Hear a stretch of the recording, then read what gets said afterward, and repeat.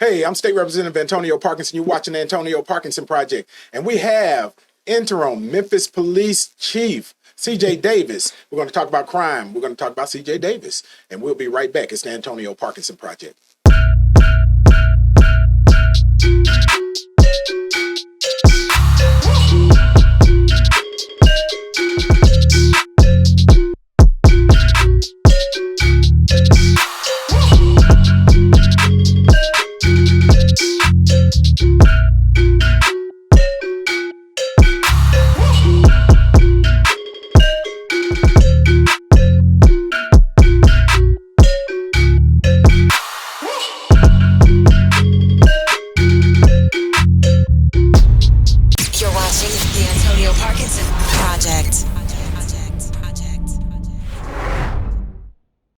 Welcome back to the Antonio Parkinson Project. I am Antonio Parkinson. I'm joined with my wonderful, wonderful co-host, Angelica Jelly Woods. Look at her patting her hair like she... Yes, I'm sorry, y'all. Chief Davis is dope, inspiring. Okay, we should be recorded in the back.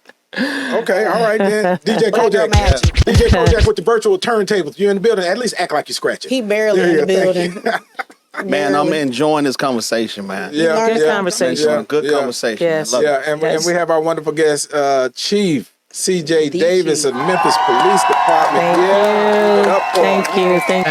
So structured background. Yeah. You know, military. Mm-hmm. Now, what are your thoughts on the differences that you see in how, you know, a lot of us were raised, you know, back in, you know, in those days versus what you're seeing now? Well, you know, when you had mom and dad in the house, and my dad was a traditional, you know, family man, and he was one of those people, he didn't even let my mother work at the time. Nowadays, you know, everybody got to work. Yeah. But my father wanted my mother to take care of his 6 kids.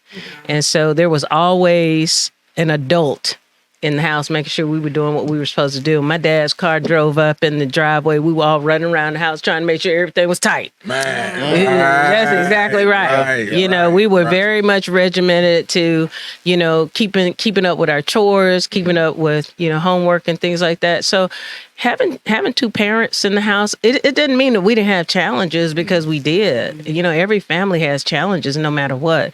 But we're just very grateful that we had a father that was truly, you know, a part of our lives until he passed away a couple of years ago. He wasn't just a part of our life, but he taught us how to be community oriented. He was a part of the community in Atlanta. He helped people get homes. Right. You know, because he was in real estate after he retired, and there were people who couldn't qualify for homes, and he would work out financing for them, and he would help people get homes. And when he died, it was so many people said, I would not have ever been a homeowner if it wasn't for your father. Wow. Yeah. That's awesome. Yep. Yeah. So, you know, you spoke about, you know, we're still a structured family, but we had challenges. But tell us about some of them challenges. And the reason why I'm asking you this is because I think it's important for people not to just know you as the chief, but know you as the person. Yeah. Right? Yeah. What are some, and those commonalities, you know, everybody has a story, right? Right. You know, so what are some of those challenges that y'all faced that you saw? Yeah. I had a brother that was a victim of a serious crime. My brother that's right over me, he was at 16, he was attacked and stabbed. And I'll never forget, you know, that time. At that time, I was probably 14 or 15 years old. And, you know, you think just because you have a tight family that you're protected from everything. And you don't ever know what has happened in a person's history or why they can relate and why they can be empathetic. And that was one of the challenges that, you know, as a teenager, I'll never forget. It was hard for my family. And I really don't think, even though my brother is an adult person now and everything, I really don't think that he ever really 100%, you know, sprung back from that incident. If you can imagine how traumatic that is. And then I lost my baby sister, my youngest sister, lost her, it's been about 10 years ago or so. And that was hard for us because she and my father were very close, you know, the baby of the whole family. And they used to run the Peachtree Road race together. You know, we were all athletic. she passed away unexpectedly. And that was very traumatic for the family. My father wasn't the same, from there. And because we were all so close, that was very challenging for us. My mother went back to school when she was 60. Oh, wow. Yeah. Like my mom. Yeah. It still sounds familiar to my family. Yeah. She went back to school and decided she wanted to get her degree. She spent her whole life just raising kids and making sure that we were in school. And she went back to school when she was 60 and got her bachelor's degree. And, just, the kind of things that you don't expect, that could happen. But it really helped us to know that it's never too late. Mm-hmm. It's never too late she's in her 80s and she's learning how to play piano. So it's never too late to do new things and try new things. That's interesting. You got a special set of genes. And I mean, GENES for all y'all. Right. Just looking at her outside of her uniform. He called me a thought earlier. I'm glad you're Cleared it up. Look, she done got some new fans. She ain't in her uniform now. Oh, that's right. Chief is fine now, okay? Every time you go stand over there, them eyebrows together. Oh, y'all are so funny. Everything. So don't listen. I'm just a human being like everybody else. Hey, don't get it twisted. Yeah. She came up in this. Hello. Right? Okay. Yeah, but that's you have a special set of you have a very special genetic makeup. When you think about your mom, at 80, doing her thing, right? Your dad, did his thing, right? And and some people, real talk though, some people are born with leadership genes, right? And with special, just like an athlete, right? If you have two athletes that have a child, there's a good chance that their child is going to be athletic. Absolutely. Right? I believe that. I really do. And, I don't think I really realized that I did have those types of attributes until later on in life, and then you look back and you say, okay, that's probably why they picked you to be, the head of the dorm when you were in the Air Force. That's why they picked you as the scout leader when you were in the Girl Scouts and, as the team captain when you played basketball and those kind of things. And you don't really think about it. You just kind of walk in it. But I know now that it is something that I probably picked up very much from my family and my father and his image and what he expected from us. And it was always work hard and then harder. And fight. Chief, I have a question for you. I'm sorry. Two questions before I lose it. Sure. What happened to your brother? Do you think that sparked your interest in criminology? I think it did. I think, I was already on the edge because I was sitting on the couch on Saturday mornings watching all these black and white movies, and all of this. My parents thought something was wrong with me. There's something wrong with her. She looking at all these old movies, but, they were interesting to me. Ironside. Right. Y'all don't know nothing about Ironside. You know about Ironside? See? I'm 68. I was born in 68. See, but that's right. So when you really think about those kinds of shows, I mean, it was really all about criminal justice, a case, and how do we get to the bottom of it? And what happened to my brother really made me think in terms of, I was always asking why. Why did somebody do that to him? Because he was such a good person and didn't deserve that. And of course, young people don't understand. And so I think it did, probably help, of course, being in a military environment, being in law enforcement is paramilitary kind of, environment too. And it was an easy fit for me. It really was. I almost went to law school twice, though. I passed the LSAT, started to go to Georgia State University on 2 different occasions. I mean, scored really well. My aunt was a chief judge, and my mother's younger sister was a chief judge in Atlanta for many, many years. Well known, Barbara Harris. She just passed not too long ago.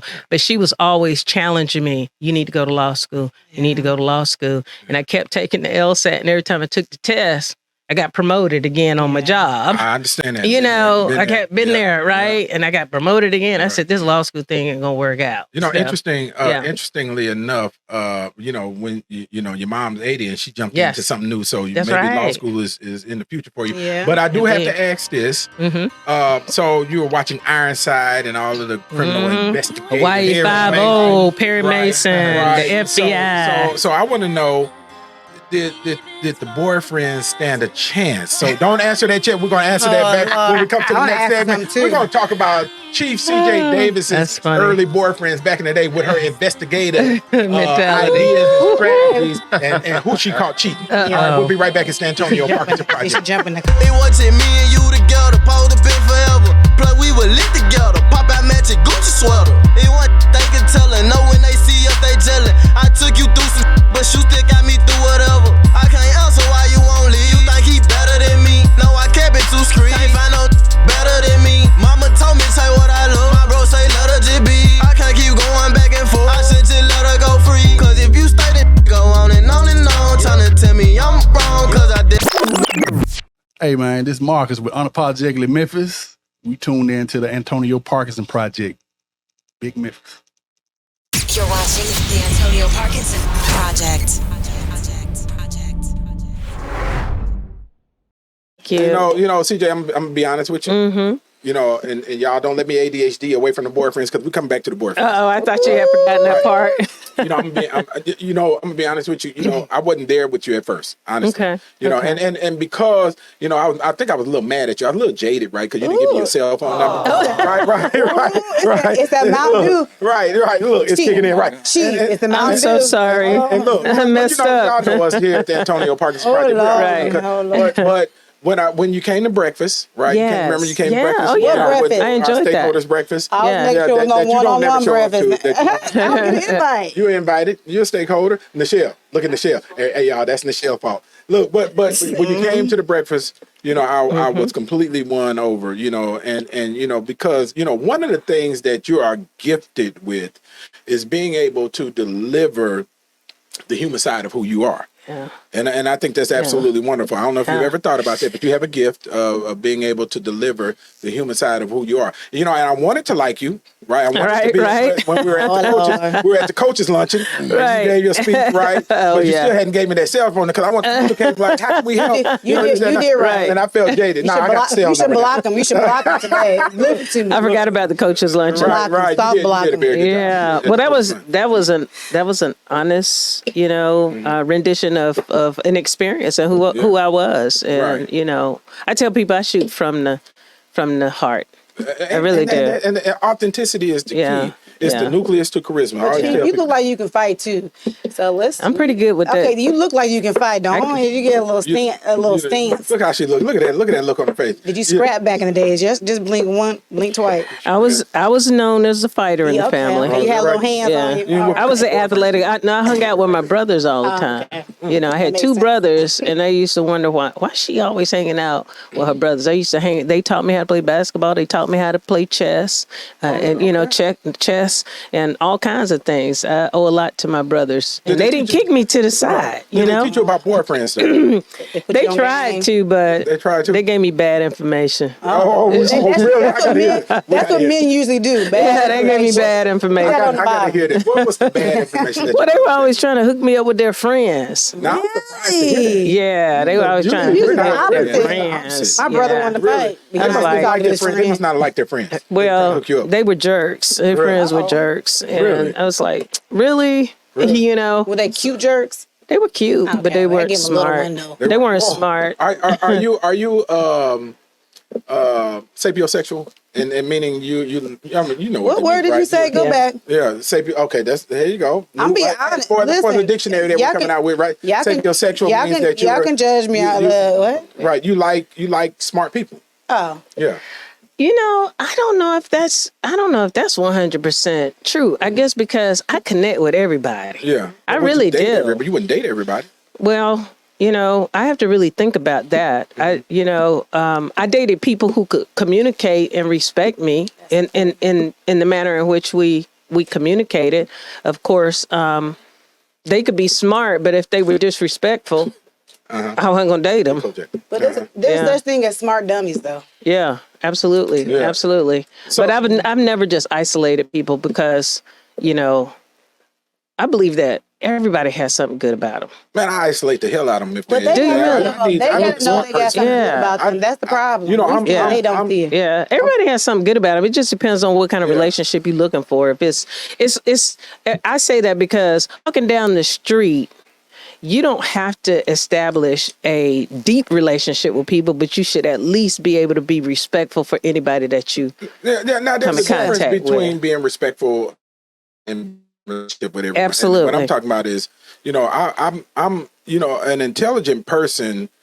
Their beauty elevates to me when when they can challenge me and make me think Absolutely. about Absolutely. what they're saying. Yeah, I agree with that because I teach a lot of leadership classes and I do a lot of speaking to women too.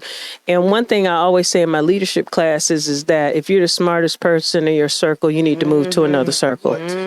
Yeah. Yeah, give it up for that right there. Because that's You can't be the you queen really bee do. in your circle. That's right. That's right. And if that's the case, then you're probably just getting, elevated that people just love on you and they just want to suck from you, but you're not learning anything. Right. So I've always tried to have people in my circle or people who knew more than me, who could expose me to different things in life. And I teach that. I think it's important. Yeah, that's awesome. Because you have to have people that can pour into you because you literally become bankrupt. Absolutely. Right. After pouring out. So the boyfriends. Now you ain't getting away. She thought she slid away. He brought it on that. Right. So the boyfriends. Right. So you women are naturally investigative and Yeah. Come I'm on the now. feds. I told you that. We already had you missed it. I'm feds. Explain I'm what that police. means. Explain what that means. Okay, chief, I'm put you on game. All right. See, the police, they gonna slap you on the wrist. They gonna pull you over. Look at Parkinson's ready. He was ready. He didn't get so ready. He didn't get so. He was like, they back there nod. They said, "Nah, what we doing?" She was like, "No, that ain't what we doing." They do. They pull you right. over. You got your your seatbelt. This is a fig. I'm not talking about but nah, you're really. For a seatbelt. Blah blah blah. Feds, they gonna watch. So about time I'm gonna have the whole case. I'm gonna give you this time. I'm gonna give you this date, and you be like, no, that was. What about this time? No. What about this time? You gonna give up like, damn, I don't know how much you know. You just gonna come. You gonna come forward, and the feds come. They ain't coming. They ain't catch you for nothing. They already got surveillance. They got everything they need to come address you. That's right. The police, they gonna come get it and go on about it and give you a little chance, let you know they watching. Feds, you ain't gonna know. I'm feds, not police. I'm feds. There you go. See, I'm deep feds. Hello. You ain't gonna. It'll be like a thief in the night. Yeah. Right. Right. But You might be CIA but to then. You tell might you the be truth, CIA. I think a lot of women are just that way. No. That we don't show our hands all the time, and that we process things, we strategize a little bit more. We're not so quick to reveal everything that we know. Right. We just gathering information. We got it right here in our little pocket. We really strategic. And then when it's time, it's kind of like feds. Bam. So hey, I gotta ask this question, y'all. Hey, women, to the women that's watching, y'all chime in. Who's the better investigative individual in the relationship, the male or the female, and qualify why? Right. No, I talk about this in the barbershop. I tell men, while you sleeping, you done did something. She watching, she plotting. You ain't even think about it. Women are always 2 steps ahead. We're just typically smarter. Or typically more cunning. I think men would agree with that too. And don't be no bitter woman. I think men would agree that women are a little bit more methodical and they examine and they investigate and they get real quiet. When they get quiet, you better be careful. But that also equates to cheating. Who's the better cheater, men or women? Women. Oh my goodness. Women. It's funny. One of my mentors some time ago, she said to me, and this stuck with me. She said, one thing about women, if they ever cheat on anybody, you'd never know about it. Yeah. You never know about it. Right. That's what she said to me. And and I was like, she was a mentor. Of course I didn't take her advice on that. I don't know what her mentor is, but if she could be, man. I thought that was really funny. That is funny. We're gonna take it to the grave. You know what? Yeah, what you taking to the grave, Angelica? I don't cheat. I ain't got no reason to cheat. Right. But back in my days, when I was dating, I had like Did you cheat? In a relationship, like outside of being married? Kojak. You gotta make it clear because they've been. Did you cheat back in the day? Before I was married, I need you to say before I was married. Before you was married. Thank you. I'm sorry. That's what Parkinson. Going on I have record. a clip. Right. She gonna tell you how she cheat. Going on Tell you how you cheat in your Next show, relationship. Angelica divorced Well, again, right? I think if you're not married, there's no such thing as cheating. My daddy told me the same thing. He said, "Listen, you don't owe no man nothing." He said, "So when I did cheat, even though it was fornicating, he didn't condone that. I don't owe him no explanation." He almost spit it out. He can't wait. He can't wait to this. I don't owe you no explanation. You're not my husband. I ain't supposed to be messing with you in the first place. My dad said, "You don't owe nothing. You take that to your grave." And Right. now my husband, Jesus, gonna tell on you anyways. Now my boyfriend, I ain't telling you nothing. Angelica, what your dad say?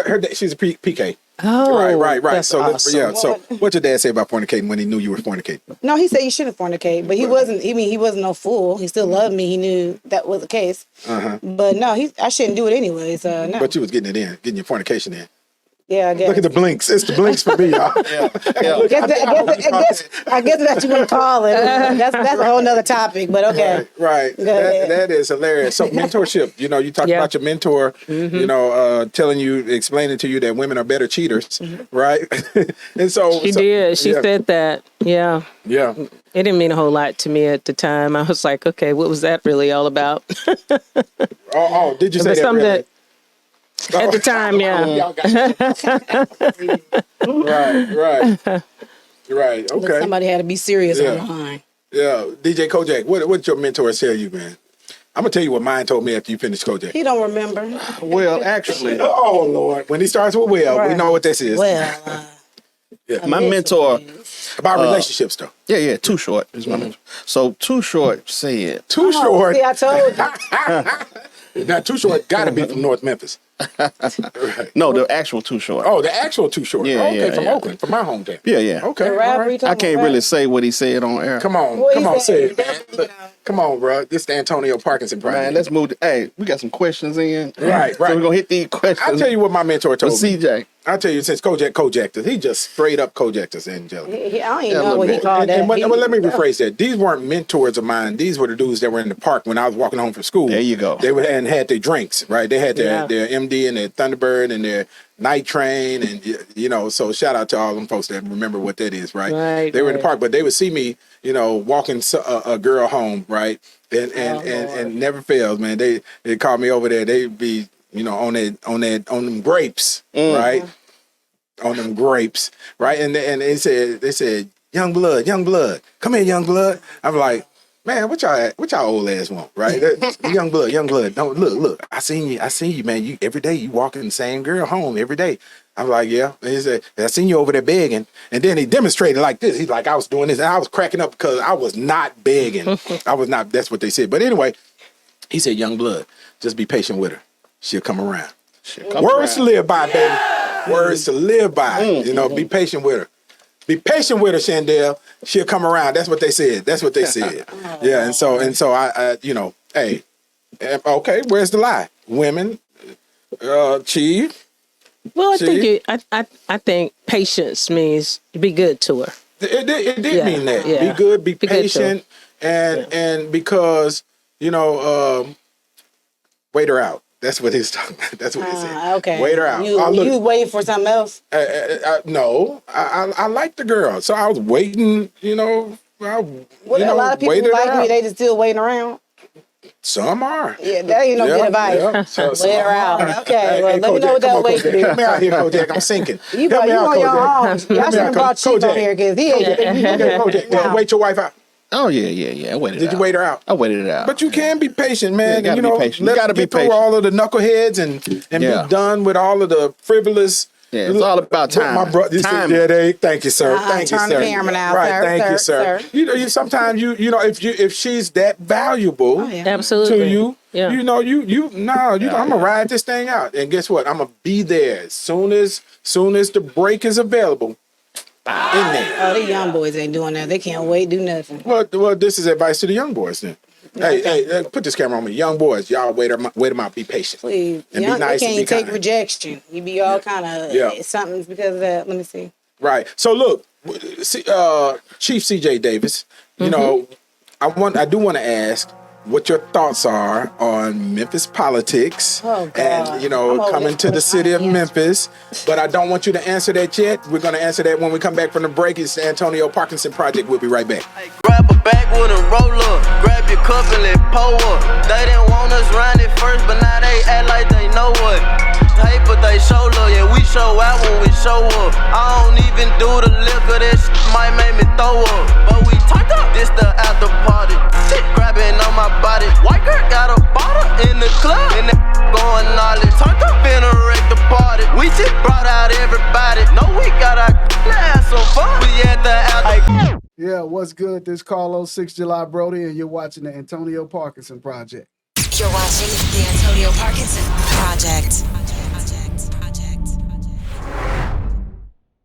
Welcome back to the Antonio Parkinson Project. I am Antonio Parkinson, and I am enjoying myself with the interim Memphis Police Chief, C.J. Davis, who is in the building. And, you know, we're going to jump into, listen, I'm a transplant to Memphis myself.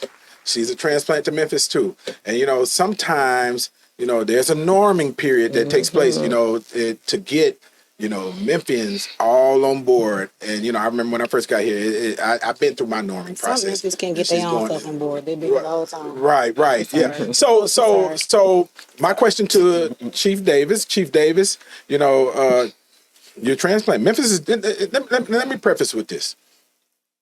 Memphis is a different market. In fact, as a matter of fact, you know, I lived in the Carolinas. Yeah, I was at Cherry Point. Right. And I lived I grew up in LA, was born in Oakland, lived in Texas, finished high school in Port Arthur, Texas. So I've seen a lot of markets, right? Memphis is probably the most unique market that I've ever been involved with.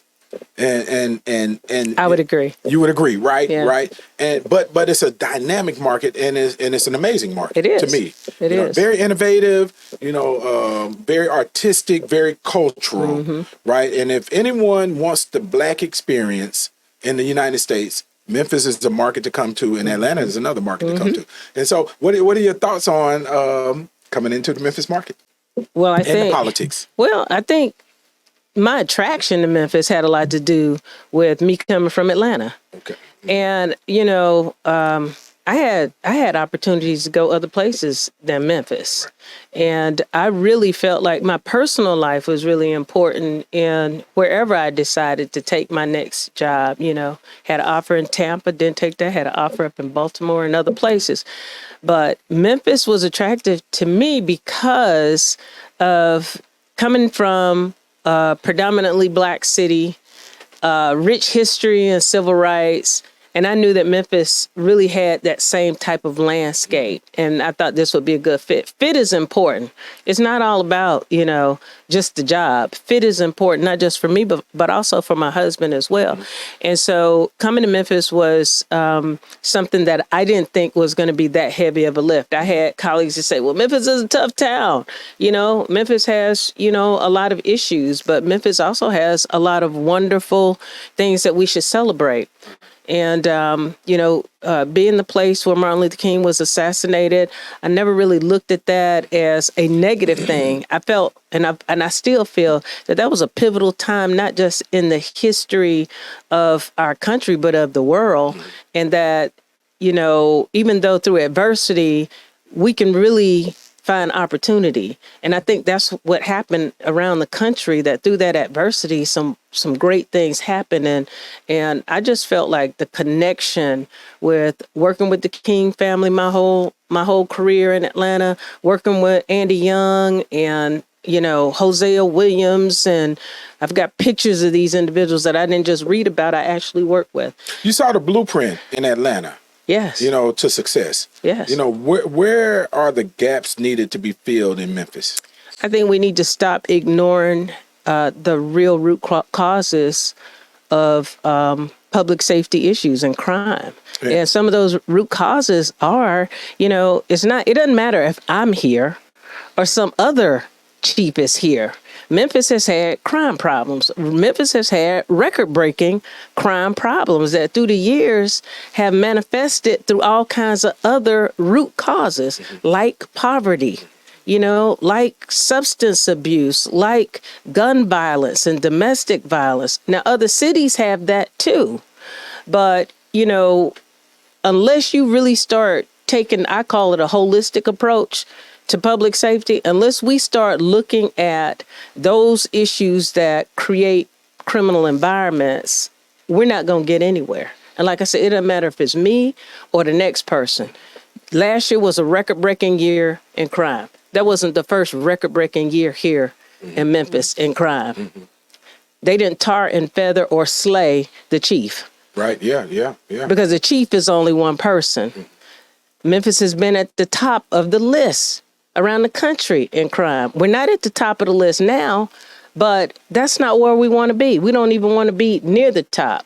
So some of what I'm doing is trying to make partnerships with other individuals that have responsibility over areas that, can help influence better environments.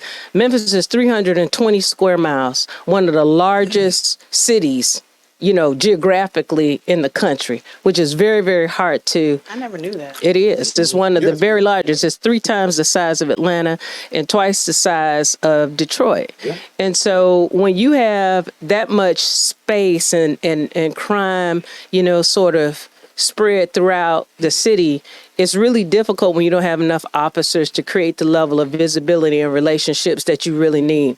The last time Memphis had low crime was 2011. They had 2,500 police officers. And that wasn't so that we could just go arrest people. That was so that we could have coax and so that we could have community engagement and prevention and all those different things. But what we're doing now is that we realize that our young people, unlike even 5 years ago, children are committing more serious crimes than adults are now. And what do you equate that though to? The uptick in juvenile crime. Well, I think we have to look at our young people's environment. What's happening at home. What's happening. In their own living environments. Are they successful in school? When you have kids that are not successful in school, then they find alternative things to.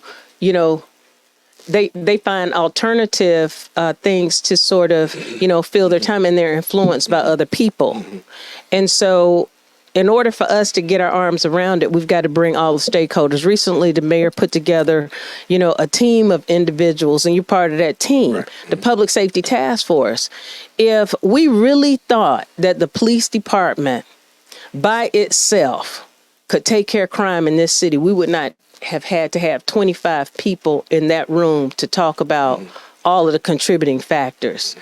And until we start looking at it from a holistic standpoint, what are we doing, in our schools to try to catch our young people when they start going awry? And I'm not talking about when they get 15 and 16. It has to be when they're 10, 11, and 12. When I have young people that we pick up who have recently broken into a school and they're looking to get bread and cheese, that's something to really think about. Yeah. They're not stealing computers. Yeah. They're stealing food and sodas and things like that. And that doesn't happen just once or twice. That happens quite regularly. So you have to ask, what is happening in their homes right now? Chief, I was homeless 3 times before the age of 17. Right. And I'll tell I try to explain this in Nashville at the state capitol to those that have not had, to be in survival mode before.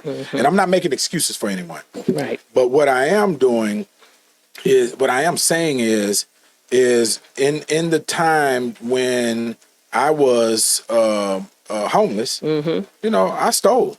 I straight up B&E. You would have arrested me at the age of 17. Because you were in survival mode. I was in survival mode. We literally, my cousin left, my adult cousin left to go out of town, and me and my brother literally boosted me up, and I broke the window and unlocked the window and got in the window because and we stole food. We ate. That's where we ate.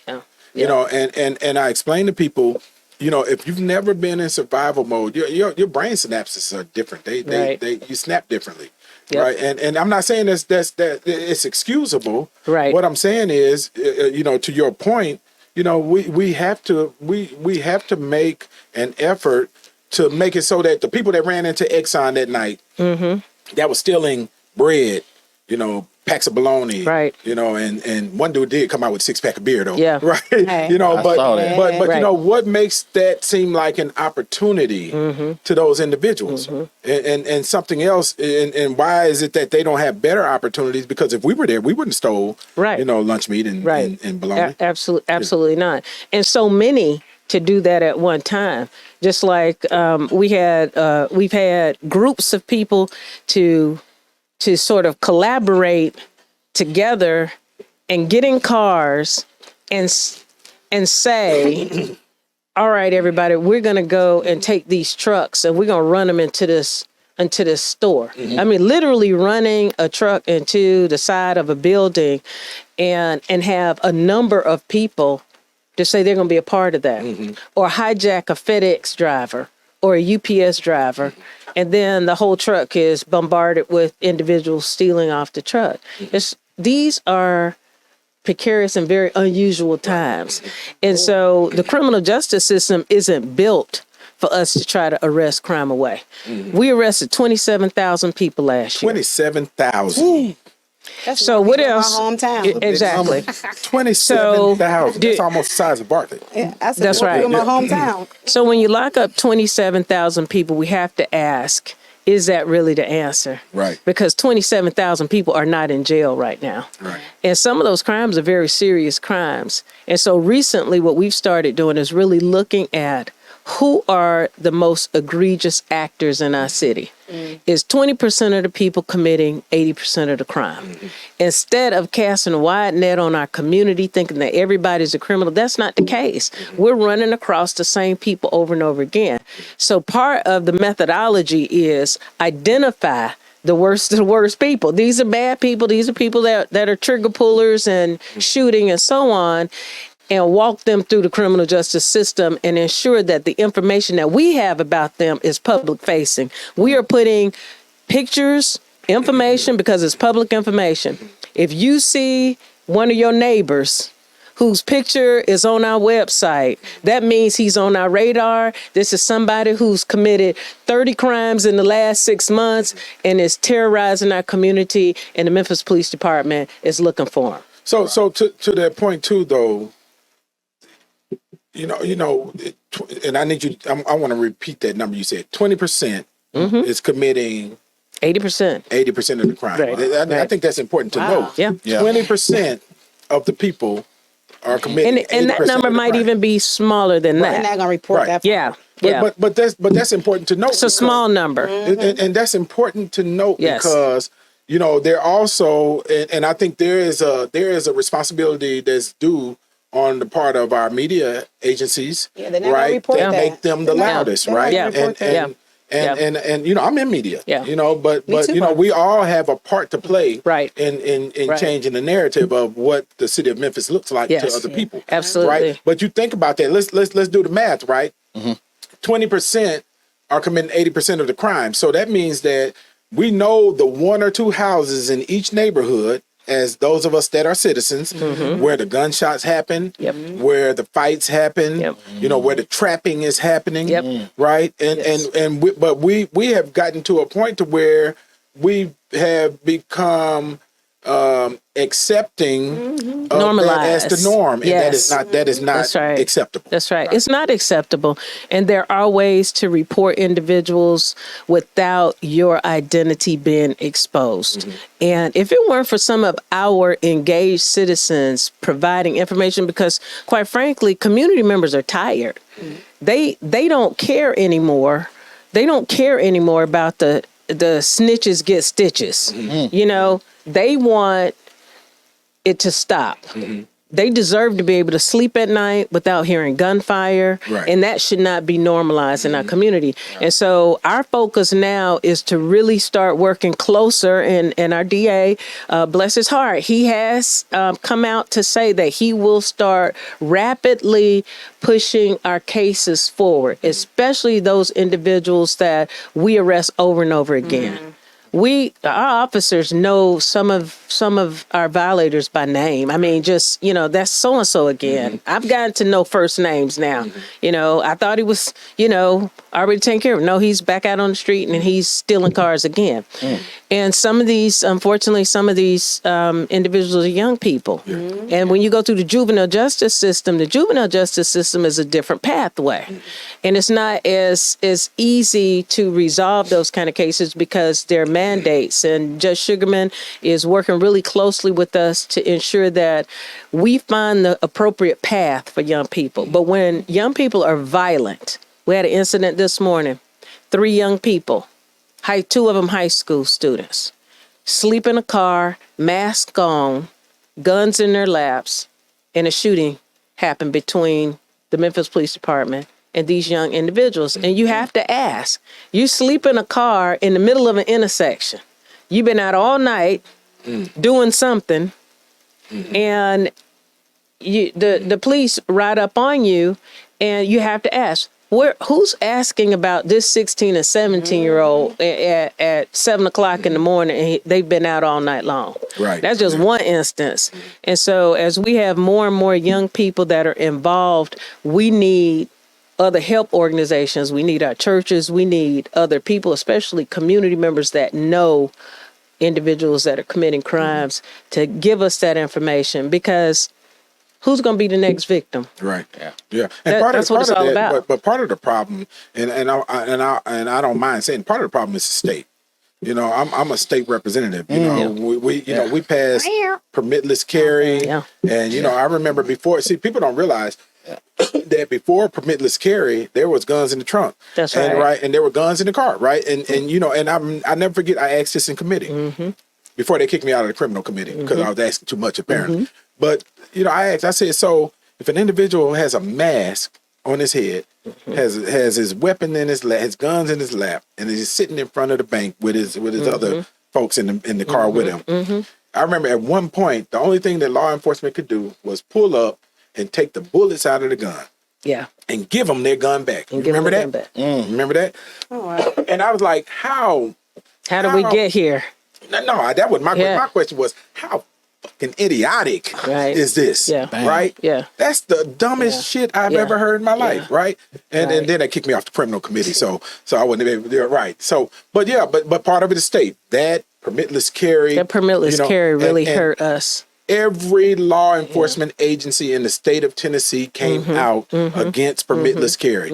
And I'm not trying to make this partisan, but everybody before that was, support the blue. During George Floyd, is we support the blue. But as soon as they wanted guns in everybody's hands, what about the blue? Right? And, you know, and how do you know who's the good guy? Who's the good guy? That's it. In a situation. That's it. And so when we get calls from community members and they call the police department and they say there's a guy walking down the street with a gun, you know, that used to be something that we responded to and were able to address. Now that is not an illegal act. But it is. Guy in Midtown with the big AR. Did you remember that? Right. It went viral. He was walking. I was in part of lockdown. Yeah. And they locked down that area. He was just clean. He was just walking with his gun and could. It was like an AR. Yeah. But it gives everybody the impression that we're in a lawless environment. Well, we are. You know, and there are no laws that really restrain people from being able to easily commit crimes. Right. I mean, I told them in when we were doing permitless carry, when we were debating permitless carry, I said, y'all taking us back to the Wild Wild West. And that's exactly what they've done. And you know, it was interesting. What's interesting is that when you look at, you know, the robbery of the FedEx trucks and the Amazon trucks, that's the same thing as the stagecoaches back in the day. That's right. Right. So we have gone back to the Wild Wild West days, right? Robbing of the trains, right? Same thing we used to watch on the Westerns, right? It's no different, you know, but for you, and first of all, you know, we applaud. We here at the Antonio Parkinson Project. We give you your kudos, you know, for even considering this profession. Because I tell people, and I did 25 years on the fire department, right? Okay. And awesome. and you know, I don't know many people that would run into. I used to love running into a burning building. I'm crazy like that. But I would not do your job. Yeah. I would not do your job, and you have to be built for it. So, well, you do. You have to be built for it. You got to block out the noise, because people really don't understand my job. They really don't, and they don't understand that running a police department is a business, and you have to run it like a business.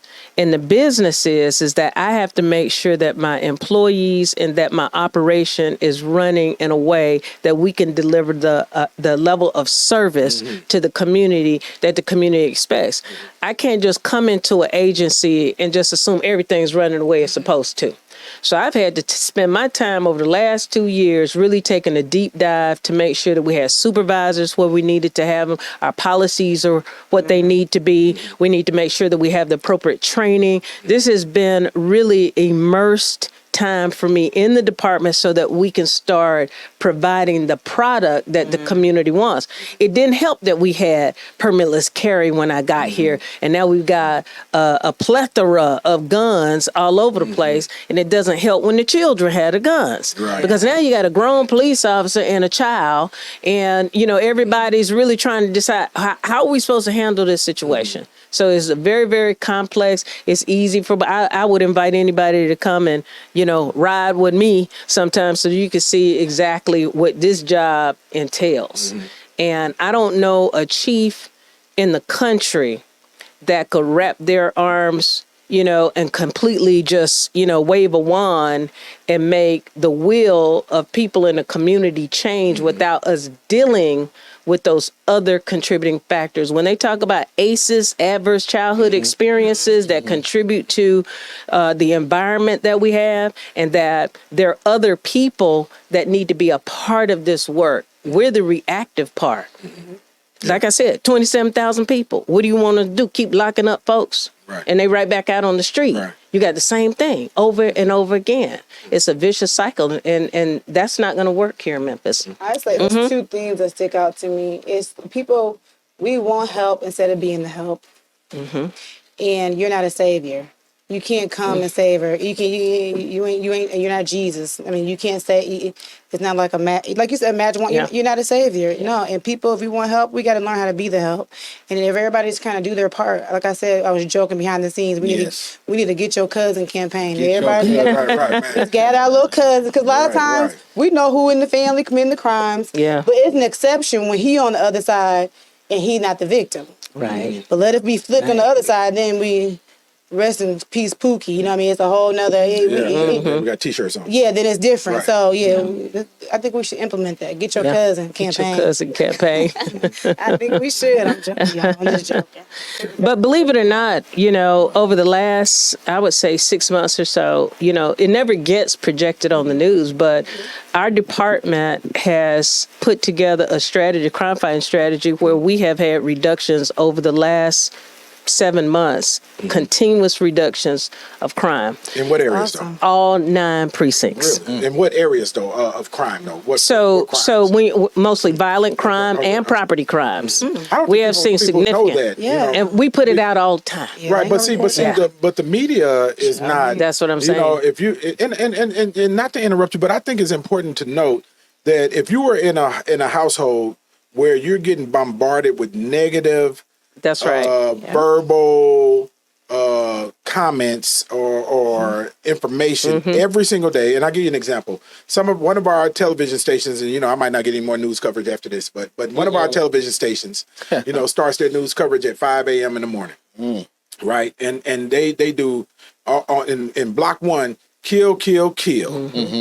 Right. Then go to commercial and then come back, kill, carjacking or train theft, and then go to weather. And then, so that's 5 in the morning. The next newscast is 6. The next one is 7, 8, 9. Then you go to the noon newscast. Then you go to the 5 and 6. Then you go to the 9 and 10. I don't know how many times that was, right? But if you're getting that every single day, just imagine the PTSD that you're developing. From getting bombarded with that information, but none saying that crime is going down. That's right. And I have the stats. I presented them yesterday at the Crime Commission, and we plan to start producing our own sort of a city television station. So good. Because information, our community needs to know information. They need to know when there are upticks in crimes, certain types of crimes. We want to be able to let them know that. But sometimes that information can get distorted. It can get spun a different way. And community members need to know accurate information about the status of their community. And so we plan to start putting that out. And our officers need to hear that people know that they've done done a good job getting crime down. So as they're working, people are thinking, well, crime is just so bad and you all aren't making any progress. Well, they're making a lot of progress. The story just isn't being told. That's not And good so- viewership numbers. But that's then that is, and I don't want to use the word indictment because it's a bit strong, but that is one of them constructive areas that you plan to work on then, right? Absolutely. Right. Absolutely. Because, do our own communications. right, because Yeah. you look at when the George Floyd situation happened, Tyree Nichols situation happened, and I always tell people, right, this is honestly, and I do believe this is a very small percentage of people that wear the uniform, because those people that's wearing the uniforms are our cousins and aunties and folks we grew up with, and we know them that's not who they are, and so how has that affected your ability to serve? It hasn't. I still get up every day and am very committed to doing the work, because I know what we can accomplish. I've never been one of those people to take on the job and say, and day one, woe is me, we're not going to be able to win anything here. We can win. And Memphis has a lot of potential. And if we mobilize people and give them hope that things can change, and just by, me speaking in terms of us seeing crime go down, that tells us that we're moving in the right direction. And we need to give people hope that because we're moving in the right direction, it's because we've got community members that are helping us too. Right. And Coach, we're going to come your question, but go ahead and ask your question, because I do want to follow up with pretty that. much, she touched on a lot of it. Yeah, she done. But our listeners are chiming in, and we want to make sure we answer their questions. Please So go over. if you can, slide over in the He's frame. good in the frame. Yeah. Just slide your whole body over. There Keep you on go. talking though. There you so go. if you can, Don't be scared of her, man. Look. It's okay. I did a lot of dirt. No. On a serious note, if you can, what the question is, what's the plan? Like I said, you touched on a lot of it, but if you can look right into this camera here, Okay. because that's where they're at, right here. Okay. And you can let them know your plan on how to get some of this crime down. You already touched on some of it, but So just elaborate. I touched on some of it. We have a huge strategic plan. Our strategic plan, and that's the reason why some of the crime is going down. We rolled out the strategic plan last summer. It doesn't happen overnight. So what we did is we identified every precinct that has specific types of crimes. Appling Farms has more retail crime and car thefts. Austin P has more shootings and sometimes drug crimes. Rain Station has a combination of everything. So as we go into these sessions with all of my commanders, we sit down and we completely do a deep dive on every precinct. What is your problem, and what are the initiatives that you plan to do to correct those problems? So we come up with what that means. Does it mean more visibility? Does it mean bringing more resources? Does it mean ensuring that we have motor officers out there writing tickets where people are drag racing and doing all these other things? So the plan itself is not a 10-minute plan. It's not something that I can tell you. It is very, very in-depth. It's very meticulous, and it's specific to every area of the city. That's why we call it being in the green. Every precinct right now is in the green because of that plan. What does that mean, though? What does that mean? It means that every precinct has significant reductions compared to the year before. Based on goals. Based on goals. Right. And Absolutely. what is that reduction percentage that you... It's different percentages in different precincts. It's excellent when they're in double digits. Amen. And we have probably 7 precincts that are in double digits right now, which is good. And they're continuing to move in that direction, which means that their visibility, the operations that we're conducting, the repeat offender dashboard that we're putting out, where we're identifying our key, we call them frequent flyers, those individuals that every week is out at it. When you have a person steal 30 cars in 6 months, that's somebody that you need to get off the street. And so we're being more laser focused on the individuals committing crime. The other piece is to ensure that we have community engagement. The coax went away. when officers, compliments started going down. Now we're getting ready to, and you all are probably the first ones to know, the old Allen Station area, we're renovating it, and that is going to be a community engagement center. Nice. Right here in Raleigh. Shout Right out here to in Old Raleigh. Allen Station. Okay. Old Allen We'll Station. take it. We'll take it. Colonel Ross, we see you. Yes, Colonel Ross. Right. And so you will see more of our community engagement folks out there to help people with, how do you shore up your business? How do you shore up your home? More education for our young people, our police athletic league, and some of the other programs. We got Girl Scouts in all 9 precincts now. We've got Boy Scouts. We've got all kinds of community engagement. We have actually 50 retired officer positions that I created so that we can bring those veterans back to work and for them to do some of the light lifting for us so that we can let our officers, get out there and respond to calls for service. And we're using our retired officers to do more education in the community. They'll go to businesses, they go to churches, they have monthly meetings in the community where they're teaching people about how do you protect your car? How do you protect your home? How do you ensure you got the right lighting? So we're utilizing resources, and there's really a force multiplier for us to bring people back to work. I can't let you get away without talking about this. So we've had multiple high profile murders in Memphis. Yep. Right. And I'm not going to mention any names of them, but number one. Is it indicative of a bigger problem tied to those murders, and is there relief on the way? So the high profile murders, they had different characteristics.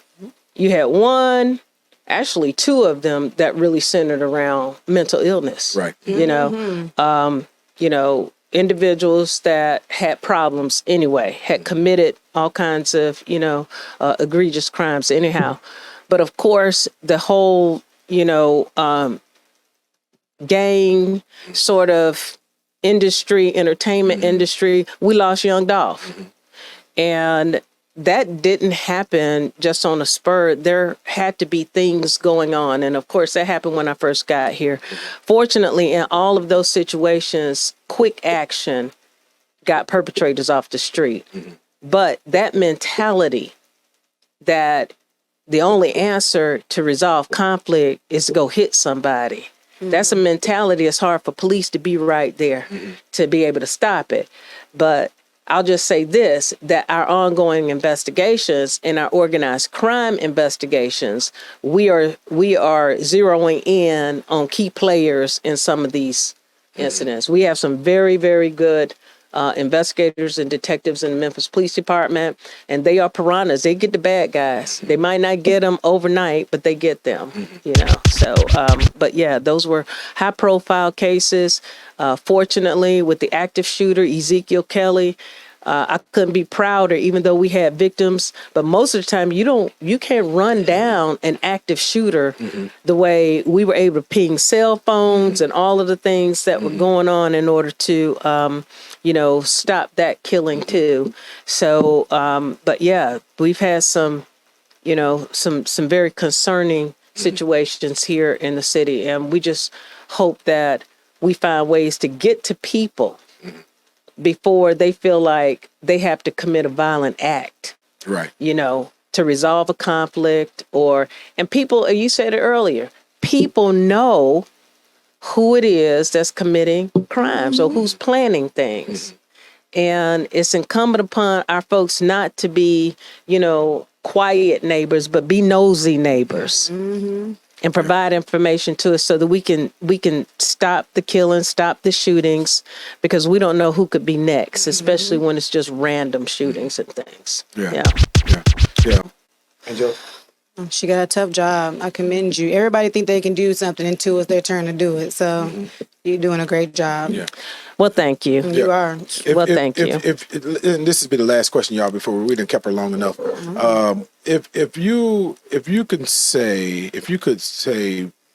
what is it that you need from, the city to ensure your success, from the state to ensure your success, and from the people to ensure your success. And when I say your success, that means the city's success. The city's success, Right, because it really is about the city. The chief law enforcement officer in the city of Memphis. I think we need to change some legislation.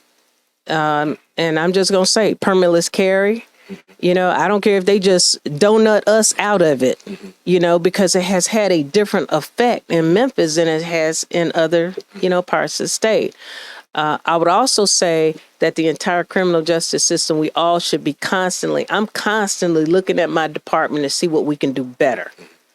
Everybody should be looking at what their responsibility is to see what they can do better in their respective area, because we have to coexist. We like one ecosystem. And if one part of the ecosystem isn't working, then we got problems. And people see crime over and over again. Well, guess what? It's the same guy over and over again. And so until we can stop that guy, then we're going to have crime over and over again. It's as simple as that. Yeah. And we just can't think that the police department can lock up 27,000 people and they're gone away someplace and that solves the problem. It doesn't. Yeah. So it has to be some preventive, some intervention kinds of things, and of course enforcement. Okay. All right. Angelica? I have nothing to say. I've never seen that. Listen, because my mind on something else. Right. But you have a plan, and you need other people help to get the plan done. I told you, people think saviors. Like, no, she's not a savior. She needs your help. Right. And you know, law enforcement is after the fact. And it is. It's after somebody has become victimized. Absolutely. Right? Absolutely. Yeah. So, absolutely. Yeah. We do some preventive things, but it's really the community as a whole that has to help with prevention too. Right. Yeah. All right. Kojak. Well, don't Kojak. Well, no, don't. Mr. Kojak. Let me ask this. On a serious note, let me ask this. Let me scoot over in your shot. Am I in the shot? You ain't got to turn, Kojak. Just scoot over. You got him nervous. He might pull up his background because he done scooted all the way to the door. Every time, Kojak. So what the streets are saying, The streets. Okay, the streets are saying we can't do the same thing that we've been doing. So what's different from when you came in? I know you came in, and anytime you come into a job, it's pretty much structured. Like you say, it's the way it's going. What's different that you're doing, what you plan on doing to shake things up? Well, that's a good question. Yeah, one of them is making sure that everybody that comes to work every day is working. True. Ooh, don't be. And that's important. It is. That's important. You know, we have to have a police department where everybody's doing their part. You know, if I got horses, I want to see them ride. If I got motorcycles, I want to see them rolling. You know, and they are doing that now, and I appreciate that, and they've been agile to that. But the other piece is that we've got to make sure that we stay laser focused on people who commit crimes, as opposed to just responding to calls for service. You know, we talked about that after the fact thing. You know, why am I keep running after that guy over and over again and just treating it like, oh, that's just another call, just another call. I need to neutralize that guy. I need to put him in a system, put his space out there, and follow him until we get him to a place that we have stopped him from committing crimes. So it is more of a laser focused approach instead of doing the same things. Like you said, we can't keep doing the same things and expect it to. But that's not just for us, the police department. The community can't keep doing the same things. Hello. You know, other entities cannot keep doing the same things and expect a different result. So we all have to change and do something different. You know, one of the biggest things, not to answer your question, that you are doing different is the Ring cameras. Yes. Hello, and I don't hear nobody excuses, blah, blah, blah, blah, blah. Yeah. Half of y'all probably haven't even registered, which I know the numbers are up, but half of us got Ring cameras and you don't even have them registered to your house or let the police know, because you're probably scared they're going to look at something you doing sideways. And coming after you, Angela. Okay, it's the truth, but you want to complain. They came out. They canceled it. Yeah, they came out with, and we're looking at it because what we don't want is we don't want access to your camera. I know, only for crime. What we want is if something happened on your street at 2:00 in the morning, we just want you to look at your camera to see if you see a car or whatever and allow us to look at it. Ring can't stop us from looking at your footage. Yeah. Right. So what we're doing, when we arrested a gentleman last year, he had assaulted or accosted 3 young girls. One of them he raped. And if it weren't for the fact that we had 88 Ring cameras in that community, some of them were Ring and some of them were other cameras. They don't have to just be a Ring cameras, whatever kind of camera. If it wasn't for those 88, all 88 of those cameras provided a piece of information for us to find him and be able to arrest him. And those girls identified him 100%. If we didn't have that camera footage, we never would have found him. That's how we can do our part, though. That's how you do your part. It's simple. We got Y'all a were doing the predator work off too. the street. Yeah. And y'all were doing the work too. We were doing the work. It takes an effort to go. get That's right. 88 different shots of a That's Ring right. camera. Yeah. That's right. Yeah. That's That's right. the That's how she's the cheating back in the days, acting up. She putting all that work in place. It's not nothing. I'm joking. And so, Chief Davis, we greatly appreciate you. Thank being you. here. Thank you. And honestly, what we wanted to get out of this, at the Antonio Parkinson Project is for people to see. Who is she outside of the uniform? Yeah. What makes her tick? What makes makes her? Well, I didn't go to Martin Luther King. I didn't go to Central, and I didn't go to Melrose. Right. I'm sorry, Right. but I'm a good person, and I mean well. Right. Here it's all about what high school you go to. I know, right? Even when I get here, what high school you go to? I know. Church you go to. No way. I know. Good Lord. Right. That's how they know. Well, Who knows? Maybe I would have got more grace if I went to one of those. Right. You know? Hey, Memphis is Memphis, though. I know it. I know it. Right. Yeah. I know it. Yeah, but we Yes. love it though, and we're thankful for you. I'm We're- grateful. we're Thank you truly so thankful much. that you're here. Definitely. And, Thank and you. Wish you all the best. Y'all give it Thank up you. for Chief Davis. Thank y'all. Thank And, you. I'm sorry, guys. When she did announce that she was married, right? Wrong. Follow Parkinson advice. Be patient. Be patient. Hey, shout out to my co-host Angelica Jelly Woods. Y'all give it up for DJ. Chief Davis, I'm really not that crazy. I'm actually professional. Really. Lies. I am professional. She is that crazy though. She is professional. Yeah. But look, you've been watching the Antonio Parkinson Project. We appreciate you being here. Make sure that you subscribe on all of our social media channels, YouTube, TikTok, Facebook, Instagram, because we want to get your comments. Hey, the conversation does not stop. It continues. Thank you again for watching the Antonio Parkinson Project. We'll see you next time. You're watching the Antonio Parkinson Project.